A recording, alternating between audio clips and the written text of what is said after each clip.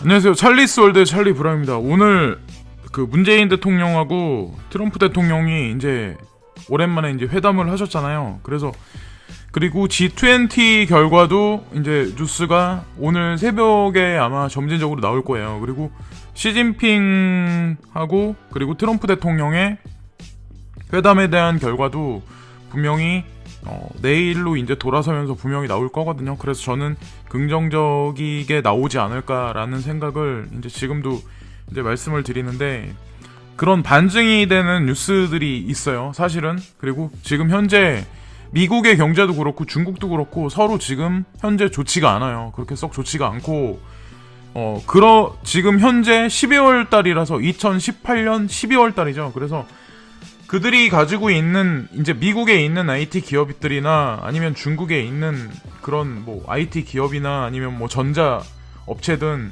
그런 기업들이 다 전반적으로 좋지 않기 때문에 결국엔 이번 회담에서 미국이 만약에 관세를 만약에 그 중국에다가 만약에 대규모로 또 폭탄을 떨어뜨린다는 그런 확언을 한다면 이거는 진짜 엄청난 서로 간에 피해를 줄 수 있는 일이거든요. 그래서 이번에는 아마 서로 한 발짝씩 물러나서 아마 이번 연도 내에는 잘 마무리해서 현물경제 시스템에 꼬신 주식시장에 꽃봉오리를 아주 화사하게 피우면서 피날레를 장식하지 않을까라는 걸 하는 거죠. 그래서 마지막 파이어웍스, 그러니까 불꽃놀이로 이번 대미를 장식을 하고 이제 내년으로 가면서 엄청나게 안 좋은 이제 경제로 들어갈 확률이 되게 높거든요. 한 몇 개월 후가 되면 아마 그렇게 될 것 같고, 제가 개인적으로 보기에는 아마 그렇게 될 것 같아요. 왜냐면 지금 돌아가는 판세가 이제 연말에 지금 뉴스 보시면 아시겠지만 김정은 박람 북미 고위 회담 추진 12월 한반도 정세 중대 기록. 그래서 사실 지금 알고 보면 여러 가지 것들이 사실 다 변곡점에 있거든요, 지금. 그래서 이제 김정은의 박람도 사실상 12월 안에, 지금 오늘이 1일인데 이제 이 뉴스가 나오는 걸 보니까 박람할 수도 분명히 있어요. 근데 그게 사실은 문재인 대통령과 트럼프 대통령의 북미, 그러니까 북미 회담 뭐 이런 거랑도 사실 관련이 있거든요. 그걸 근데 여기 보시면은 한미 정상 제재 유지 확인했지만이라고 나오죠. 그래서 제재는 유지 확인했지만 연내 남북 정상 회담 통한 중재 카드 요효라고 해서 이제 다시 한번 힘을 그쪽으로 밀어주는 거예요. 몰아주고 있는 거거든요, 사실 문재인하고 이제 북한의 김정은한테. 그래서 너네들끼리 알아서 해라. 그래서 제가 개인적으로 바라보는 건 뭐냐면, 이제 여러 사람들이 되게 말이 많아요, 이런 거에 관해서. 근데 신기하다고 생각 안 하세요, 여러분들은? 만약에 미국 정부에서, 미국이라는 나라에서 지금 한국에다가 지금까지 있었던 여러 가지, 북한에다 했었던 여러 가지 것들이 있잖아요. 그 지금 어저께인가 그저께 했던 철도 연결 이제 조사 사업까지 해서 철로가 북까지 넘어갔죠. 그래가지고 완전히 연결된 건 아닌데 그거를 비롯해서 고속도로 연결이라든가 그런 것들이, 저는 개인적으로 제가 생각하는 건 뭐냐면, 오피셜하게 그런 내용은 분명히 미국 정부에서 말은 하지 않았지만, 중국 정부에서도 그런 말은 하지 않았지만, 결국에는 이들이 주축이 돼서 지금 그림은 만들어 간다고 생각을 하거든요, 제가 이제 개인적으로 보기엔. 왜냐면 미국에서, 미국 정부에서 만약에 이거를 구태여 반대를 했고, 그리고 북한에다가 북핵 리스트들 있잖아요, 지금까지 가지고 있어가지고 쌓아놓은 지하 벙커에 숨겨놓은 그런 뭐 북핵 리스트라든가 그런 게 확실히 뭔가 디테일하게 나와 있는 자료가 없음에도 불구하고 지금 암암리에 용인한 거거든요, 문재인 정부에서 하고 있는 일을. 저는 그래서 만약에 그걸 용인하지 않았다면 이런 G20에서 이렇게 회담 결과가 이런 헤드라인의 뉴스가 절대로 나올 수 없다고 생각을 하거든요. 이게 제 개인적인 내피셜일 수도 있지만, 저는 그래서 알게 모르게 벌써 이미 그 미국에서도 용인이 어느 정도 돼 있다고 생각을 하거든요, 이런 문제 자체가 다. 그래서 미국 뒤에 있는 어떤 세력이 누군지는 모르겠지만 그들이 뭐 중국으로 옮겨가는지 아니면 뭐 거대 자본이 어떻게 움직이는지 모르겠지만 어떤 그런 힘의 논리에 의해서 지금 전체적인 그림이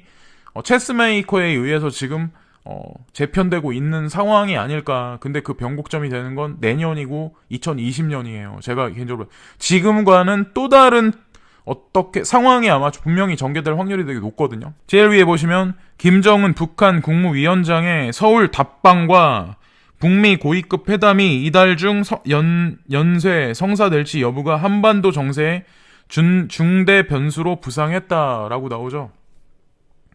그래서 연내 만약에 김정은이 남한에 만약에 방남을 한다면 이거는 진짜 인류 역사에 엄청난 일이라고 저는 생각을 하거든요. 거기다가 더 나아가서 내년에 어느 시점에서 바티칸 대주교가 북한 땅에 만약에 방문을 한다면 그것 또한 저는 제가 개인적으로 생각했을 때 전 세계에 오피셜하게 시사하는 바가 되게 크거든요. 그래서 이 땅은 지금으로부터 이제 여태까지와는 체제와 다르게 이제 돌아갈 거다라는 거에 관해서 어떤 공식적으로 공식적 행사에서 표명을 할 때 그 주체되는 세력이 사실 바티칸 그쪽이에요. 그래서 그런 거하고 아마 같이 이렇게 연계해서 연쇄적으로 아마 움직이지 않을까라는 생각을 하는 거죠. 제가 이제 개인적으로 보기에는. 여기 보시면은 미 측의 주 관심사인 제재 유지의 경우 청와대는 북한이 완전한 비핵화를 달성하기 전까지는 기존의 제재를 유지하는 것이 중요하다는데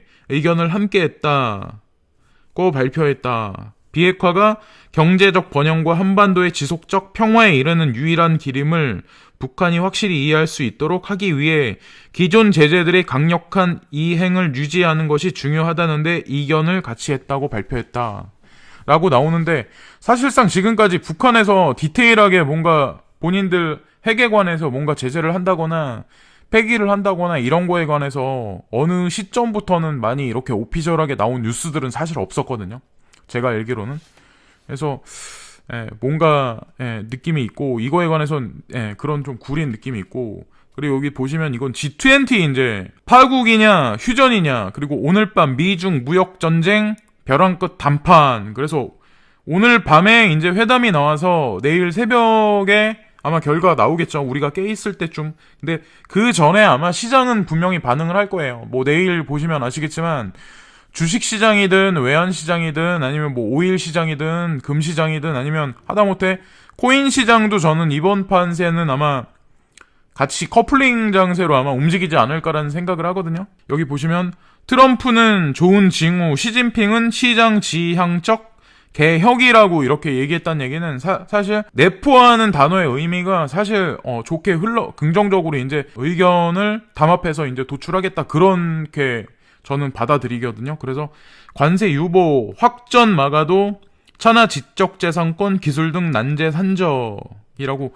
그거는 어쨌든 절대로 끝까지 해결할 수 없는 문제고 G2의 전쟁은 영역 다툼은 끝나지 않죠. 이게 뭐 10년이 갈지 어떻게 알겠어요. 그거를. 근데 여기서 이 문장을 잘 들으셔야 되는데 월스트리트 저널은 지난달 29일 트럼프 행정부가 내년 1월부터로 예고한 추가 관세 부과를 내년 봄으로 미루면서 중국 경제정책에 큰 변화를 모색하는 협상에 착수할 것이라고 양국 당국자들을 인용해 전했다. 라고 나와요. 그리고 여기 보시면 그러나 미국 투자은행 골드만삭스는 미중 정상회담에서 가장 가능성 있는 첫 번째 시나리오는 지금 그대로 갈등 고조 방향이 이어지는 것이라며 미국이 관세를 부과 중인 중국산 제품 관세를 25%로 올리고 나머지 제품에 대해서도 관세를 부과하는 전면전 가능성을 높게 점쳤다. 그러니까 골드만은 지금 미중 무역전쟁이 이제 악화 옐로우로 이번 달까지 계속 할 거다라는 예상 시나리오를 이제 펼친 거죠. 근데 분명한 건 내일 가면 아마 분명히 결과 나올 거예요. 근데 저는 괜찮게 긍정적으로 흘러갈 거다라고 생각을 하거든요. 그래서 어쨌건 골드만이 이번에 팩트 있는 말을 어떻게 사실적으로 했는지 아니면 또 페이크를 하는지 지켜봐야죠. 내일 바로 결과는 나오니까요. 그리고 이 뉴스는 이 뉴스를 제가 뽑은 이유는 여기 유치원 무단 폐원 원화 모집 중단 명백한 불법 형사처벌 대상이라고 이런 내용이 나왔는데 저는 이제 요즘에 이 유치원에 관해서 규제를 하는 거에 관해서 제가 이제 어떤 생각을 했냐면 이제 그런 생각을 했거든요. 전에는 유치원에서 뭘 어떻게 하든 이렇게 저렇게 하든 막 그러지 않았어요. 막 정부에서 돈 얼마 갖다 뭐 제재를 한다거나 사립 유치원에 관해서 태클을 건다거나 이런 게 없었어요. 근데 지금 같은 경우는 하나하나 명분을 붙여서 지금 태클을 걸고 규제를 사실 교육의 제일 첫 번째 시작인 유치원부터 이제 규제를 하기 시작을 하는 거거든요. 그래서 어떻게 보면 사립 유치원 같은 경우는 사유재산인데 그거를 이제 마음대로, 폐원도 못하고, 그렇다고, 뭐, 원화 모집에 관한 것도 여러 가지 면에서 이제 불합리한 그런 것들을 만들어 놓은 상태라서, 알게 모르게 재산권 행사를 유치원 원장들이 못하게 지금 전체적으로 흘러가고 있어요. 근데 제가 이걸 바라보는 시각은, 개인적으로 바라보는 게 뭐냐면, 원래 사람이 태어나면은 유치원서부터 이제 교육을 받잖아요. 근데 지금 보시면은, 요즘에 이제 행해지는 게 뭐냐면 사립유치원은 제각각 선생님들의 어떤 뭐 교육 수준 아니면은 뭐 커리큘럼 아니면 교재라든가 아니면 뭐 방식이라든가 아니면 뭐 식단이라든가 이런 게 다 틀리잖아요. 전국이 다 틀리잖아요. 그게 뭐 서울 틀리고 제주도 틀리고 다 틀린데 수준에 따라 틀리고 근데 이런 거에 관해서 어떻게 보면은 그냥 공립화 시키는 거죠. 공립화시키면 일반화돼 버리기 때문에 다 평준하게 되거든요. 그래서 교육 시스템 같은 경우도 예를 들어서 서울에서 배우는 친구, 서울 유치원에 다니는 친구, 제주도의 유치원에 다니는 친구도 마찬가지로 저는 비슷한 교육의 어떤 동일한 교육의 커리큘럼으로 동일한 교재를 갖고 만약 행해지면 되게 일반화되게 그런 이데올로기를 가진 어린 친구들이 초등학교를 가고 초등학교도 마찬가지로 만약 정부에서 만약에 규제를 하면 그것 또한 어떻게 보면 다른 생각을 못하게 만드는 거거든요. 그렇게 또 고등학교도 그렇게 만들고 대학도 마찬가지로 그렇게 만약의 경우 그렇게 점진적으로 그렇게 간다면 저는 제 느낌이 그래요. 지금 그렇게 가고 있는 게 아닐까. 그래서 이게 제가 좀 너무 너무 확대 해석하는 게 아닐까라는 생각도 하는데 제가 느꼈을 때는 이건 좀 심하다라는 생각도 사실 했거든요. 그래서 다 이면에는 뭔가 우리가 모르는 이유가 분명히 있겠다라는 생각을 했어요. 이게 즉흥적으로 나왔을 거라는 생각을 안 하거든요. 그래서 이 문제도 한번 생각해봐야 할 문제는 아닌가, 그런 생각을 해요. 그래서 이 기사에 관해서 한번 말씀을 드렸고요. 보시면 이게 미국 알래스카 규모 7.0 강진 앵커리지 재난지역 선포라고 이렇게 나왔는데, 제가 예전에 이제 동영상에서 미국의 이제 미국 아메리카 대륙에서 서부 쪽에 쭉 보면 샌 안드레아스도 있고, 이렇게 쭉 보시면은, 그쪽이 앞으로 향후 지진이 만약에 나면 되게 크게 메가 지진이 날 확률이 되게 높은 데거든요. 그리고 하다못해 인도네시아나 일본도 마찬가지지만 미국 쪽이 그러니까 브레골이 오른쪽 위로 올라가는 쪽도 되게 상당히 위험해요. 한국에서도 지진이 되게 많이 나는 지역들이 있잖아요. 근데 제가 개인적으로 바라보기에는 그런 지진이 빈번하게 나는 지역들 같은 경우는 어느 시점이 가면 지금 이렇게 미국 알래스카 규모 7.0 강진 앵커리지 재난 지역 선포라고 이렇게 나왔지만 이게 만약에 알래스카에서 만약 이게 나서 그랬다면 이게 밑으로 내려갈 수도 있거든요. 그러니까 시발점으로 해서 한 뭐 6개월 후든 아니면 그래서 한 몇 년 안에는 제가 개인적으로 생각했을 땐 뭔가 메가 지진이 샌 안드레아스 쪽에 분명히 나지 않을까. 그리고 그런 게 엄청 미국 경제에는 엄청 타격을 주지 않을까라는 생각을 좀 많이 해요. 그래서 제가 뭐 노파심에 하는 걸 수도 있는데 한국에서도 부동산에 관해서 이제 뭐 요즘에 아파트 같은 데 사는 거를 되게 선호하고 저 같은 사람도 사실 선호하긴 하는데 중요한 게 만약에 지진이 한반도에서도 만약 나기 시작을 하잖아요. 예를 들어 뭐 부산을 비롯해서 뭐 있잖아요. 경주라든가 포항이라든가 이런 데부터 만약에 있으면 아무리 탄탄하게 지은 집들 같은 내진 설계가 됐다고 하더라도 그게 일정 수준 이상 넘어가면 분명히 크랙이 가거든요. 아파트 같은 데는. 그러면 그런 게 아마 문제로 불거질 확률이 되게 높아요. 그러면 사람들이 생각하는 재산에 대한 아파트에 대한 관념 자체가 고층 건물에 대한 그런 게 조금 이제 달라질 수도 있거든요. 인식 자체가.